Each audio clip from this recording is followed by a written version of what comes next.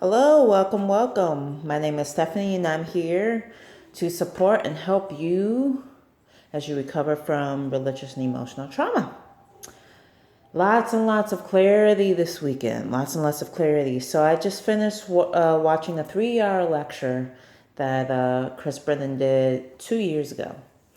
Um, and what I noticed was looking back, okay. That's answered some questions when I did readings for people. I still do readings, just not in-depth readings. And this also helps me understand why me and my last partner, did not work out, aside from him not loving himself, so on and so forth, right? Okay, so there is this technique called the astrology of sect. If I have done a reading for you, or if you have had a reading done, or you have your own chart, again, if you're new to this, welcome. Highly suggest going to astro.com to look at your chart. And what you would need is your day of birth, of course, the time of your birth, and your location. If you were born outside the United States, like in Germany, for instance, I find it really hard to pinpoint the location because there are 3 different locations with the same name in Germany. Trust me, I've tried to do that. So there is that. So your birthday, the time of birth, and location. Okay. So yes. Let's see. So sect. There's something called sect light. So for the sect light, you have the moon, you have the sun. Okay. And then you have the benefics, which is really one malefic, one benefic. So I look at benefic as it's going to benefit you. Malefic, I think of maleficent. That's how I can remember, okay? But it depends on when you were born, and we're going to get into that. So a malefic and a benefic is Jupiter and Venus, okay? Depending, Jupiter can be a malefic or it can be a benefic. Same thing with Venus. Then we have Saturn, and we have Mars. And then neutral would be Mercury and Mercury. So Mercury is basically neutral. Okay. So how can you use this on your journey? The first thing you do, okay, you look at your chart. Whether you're new to this or not, you can do this. You would either see in your chart ascendant ASC or AC, or descendant DSC or DC. Now, Astro does not have DC, but it's okay because the ascendant is in the first house. What's the opposite of the first house? It's going to be the 7th house. And you know that because of the opposite of that sign. So if your ascendant is in Aquarius, the opposing sign to that is Leo, and vice versa. If you're a Virgo ascendant, the opposite of that's going to be Pisces. If you're a Taurus ascendant, the opposite of that's going to be Scorpio. If you're a Libra ascendant, the opposite of that's going to be Aries. You get the point. Okay? So, for me, I'm looking at my chart. All right? My ascendant is Scorpio. Opposite of Scorpio is Taurus. Okay, so that's going to be in my 7th house. If the sun is below that line, that is a nocturnal chart. Okay? If the sun is just below the descendant, which is going to be for anybody, your house of relationships, which is the 7th house, or on the opposite, and it's just at that line. If it's below the SSC, ASC, or AC, or DSC, or DC, either way, it is still a nocturnal chart. If you find that you're, like for me, my sun is 10th house, that's way above. Okay. And so the ascendant and descendant, that is the horizon. I almost said the horizontal. That's the horizontal. No, it's the horizon. You can even, he gives an example of sitting outside if you get up early in the morning, which, no, I don't do that. Get up early in the morning, you can actually see the sun from the horizon, go over the horizon as it moves, and whatever constellation sign, zodiac sign, whatever you want to call it, is in. Okay. So I'm saying this because when I've done readings in the past, I thought that you look at the time to determine if it's nocturnal. Like if you were born at 12 in the morning, I thought, oh, well then it's still considered morning because it's 12. Nope. Nope. So you have to look at where the sun is. So for my nephew, for instance, just to give you a bit of example, and with this one I felt, he was born that night. So it was kind of obvious. So he was born on the 19th of, almost said February, which since, the sun is going to be in a different placement, right? He is Pisces, okay? The sun would be in Pisces. Moon in Scorpio, and ascendant in Aquarius, I believe, or it could be switched. So that's what I'm talking about. So if you're going to be more your moon sign, which is explained here. So moon is a nocturnal sign. So if the sun is above the horizon, the ascendant and descendant, your first and seventh house, then you're a diurnal. You were born during the day, so you're going to use the sun to help you out. If it's below that, you're going to use the moon to help you out. So meaning, which is a better example, let's say, you're a Leo. Let's just say that because that's the first thing that came up. Okay, let's say you're a Leo and you're like, yeah, I really resonate with being Leo. But do you though? Because usually a Leo, if there's a lot of planets in Leo, you're going to have a strong presence. I know a personal trainer. We're friends on Instagram. And when you are in her presence, you know she is a Leo. Okay? Her presence just draws attention to her. Okay? She doesn't have to say a word to you. You know she's a Leo. There's a girl that I went to school with. And same thing. Just looking at a picture. I have a friend that's a Leo I just met. Same thing. You look at his picture, you know he's a Leo. Now, we do have Leos that are more internal, okay? But you're still going to draw attention to you. The thing is, you're not trying to draw attention to you. But it's just going to happen. So let's say you're a Leo, but you think you're a Leo, but people don't see you as a Leo. Number one, first thing, okay, what's your ascendant? If you're a people pleaser and you're trying to just not ruffle feathers, you're either Cancer, Libra, or Scorpio. No, I take that back. You're either Cancer, or Libra, or Pisces. Because all three of them don't like to ruffle feathers. Okay? Scorpio is the only water sign that doesn't give a shit. So, sorry to my Scorpio friends out there. Anyway, so yes. The second thing, where is the sun? Because if the sun is below your ascendant in the seventh house, which is your house of relationships, guess what? You are your moon sign.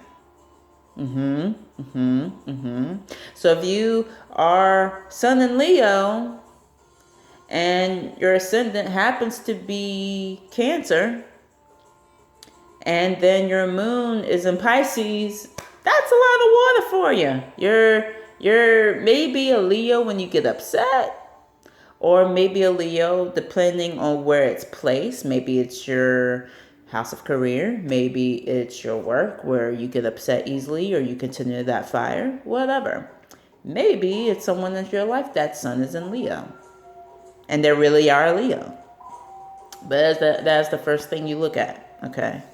So if this is the case, let's say you're diurnal because you're like me, your sun is way above that line. Well, guess what? You're going to get along with Jupiter, okay? You're going to get along with Jupiter because it's going to help you expand.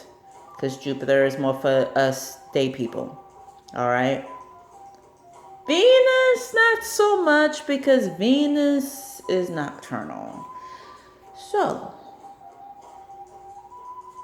however, if you were born during the night and you're going by your moon sign, Venus loves you and Jupiter not so much. Okay? Prime example, I had a Venus return as I shared. And during it returning and going into Libra and going retrograde, that's exactly when I discovered, oh, my relationship ended a long time ago. Okay. Yeah, so Venus, I know. I said in my video, oh, Venus loves Virgo. It depends if you're nocturnal or if you're diurnal. Now, that being said, I'm going to go off script for a little bit. If you are a feminine sign, Stephanie, what's a feminine sign? Scorpio's feminine. Okay, let's just start at the beginning. All right. Aries, we all know that is a diurnal sign. All right. You can't get any more masculine than Aries. And you can't get any more masculine, in my opinion, than Aries, Leo, and Aquarius. Sag, yeah. Sag knows feelings, though. The other three, they don't do that. Same thing with Gemini, by the way. So yeah, you can't get any more masculine than that. Sag is more of that, yeah, I'm masculine, but I get you. I get your feels.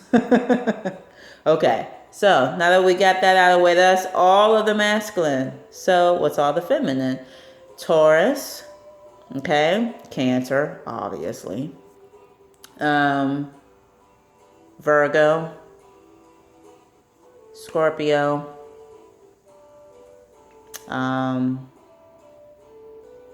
then we have, what am I missing? Scorpio, Sag, and then we have Capricorn. I'm thinking every other one. And then we have Pisces. Okay. So all of them are feminine. And so feminine, as I described in the seasons, is the same thing with the zodiac signs. So feminine signs are the nocturnal. And then you have the masculine, which is the diurnal. Stephanie, what are you talking about this nocturnal diurnal? Diurnal is day, nocturnal is night. Okay, which is why I do resonate more with night. And I keep saying I'm a moon child. Because I do. I stay up late at night. Yes, I can think better during certain parts of the day, which I usually do this during the day, but I'm feeling pretty good right now. So now that we have that down, if you say, but Stephanie, like I just said, yeah, okay, so the sun is below or above, but I do resonate more with night. That may be why. Maybe you have a lot of feminine in your chart. So for me, I kind of have both. So Libra, I have a lot of planets in Libra, Scorpio, and what's the third one? Sag, of course. And then I have one planet in Aquarius, which is the moon, one planet in Virgo, which is the sun. Okay. So, we got that out of the way. We're going to come back. So, Jupiter, depending if you were born at night. Jupiter, if you're born at night, Jupiter is not your best friend. Venus is. If you're born during the day, Venus is not your best friend. Jupiter is. Okay. So when I look back, Mars and I also do not get along. Mars was actually opposite Jupiter and my first house. My first house being Aquarius, or sorry, my first house being Scorpio. They were actually opposite each other. And then in my second house, which is Sag, you have Uranus, which is opposite Neptune. Neptune was in retrograde, which explains a lot of things. So Neptune does love me. Uranus doesn't. Okay, so you get what I'm saying with this? Now, of course, if I was born at night, it would be the opposite. You get it? All right. So look at that. Look at that. So, what else?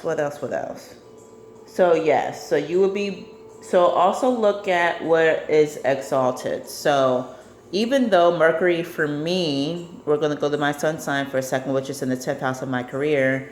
So Mercury for me was in the 11th, I'll say /12th house, because I just changed house signs. And yeah, the whole sign houses, if you're really good at this and you're getting it, try the whole sign houses on astro.com just by clicking on the extended, I think it's extended chart or something like that, which is right under charts. And then try the whole sign house, because that is starting to explain everything. But Mercury, even its ruler of Virgo, and its ruler of Libra, because we're both in Gemini, because all three of us are supposed to be good at communication. But though it's in the 12th house, which is my point, does not mean it does not rule Virgo, because it still does. So like Pluto for me, we're going to get into the ascendant now. So Pluto is the ruler of Scorpio, but Pluto for me is not in my first house. Pluto is actually in my 12th house, but it is still the ruler. So basically what I'm saying is I'm a Scorpio ascendant with the ruler in the 12th house. Okay. So, and I know you guys are going to have lots of questions. Please just comment below. If you work with me, come ask, because I know you guys are going to be like, wait, what? So, yeah. Okay. So, we have that established. And I'm just saying that just to give you examples. All right. If you really want to get down and know, like, really everything, then you need a reading. All right, so let's see. What else did I want to bring up?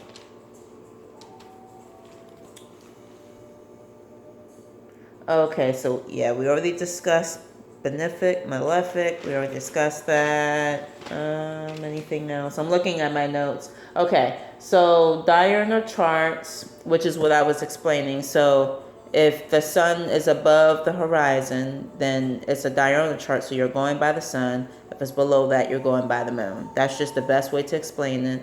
Moon is feminine, nocturnal. Sun is masculine, diurnal.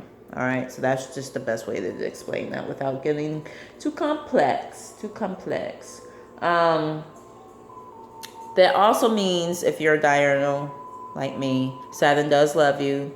When you have a Saturn return, we've all had our Saturn returns by now, between the ages of 27 and 30.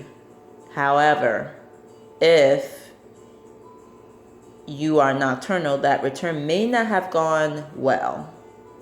If you're diurnal, then it probably did. Now, let's say, like me, you have a whole bunch of planets on one side of your chart, and they're in two houses. Like I have two planets, so I have, let me see if I can remember this without looking at my phone. I have Pluto, Mercury, and Saturn in the 12th. Okay? Pluto, Mercury can go either way. Pluto, well, I mean, how many times did I die this year? And us all, right? Energetically and, symbolically speaking. And then you have Mercury. And then you have in my first house, that's Mars, Jupiter. So there's the Jupiter, yay, and Mars, oh shit. Okay, so what does that mean? Well, it means that I have had great times and I've had hard times. It means that I'm reframing instead of saying I have risen and I have failed. I have had highs and I've had lows. I have danced with the universe to pivot when things just didn't work out for me. Okay. Then in my house of income and possessions in Sag, right? You have Neptune, which is literally opposing what did I say? Uranus. So, Uranus brings shit down, right? So how many times has my income or my money risen and fallen, but I was still okay. Thanks, Neptune. All right. Makes sense? So, that's how I look at it. Again, if you have questions, which you're going to have, feel free. Okay.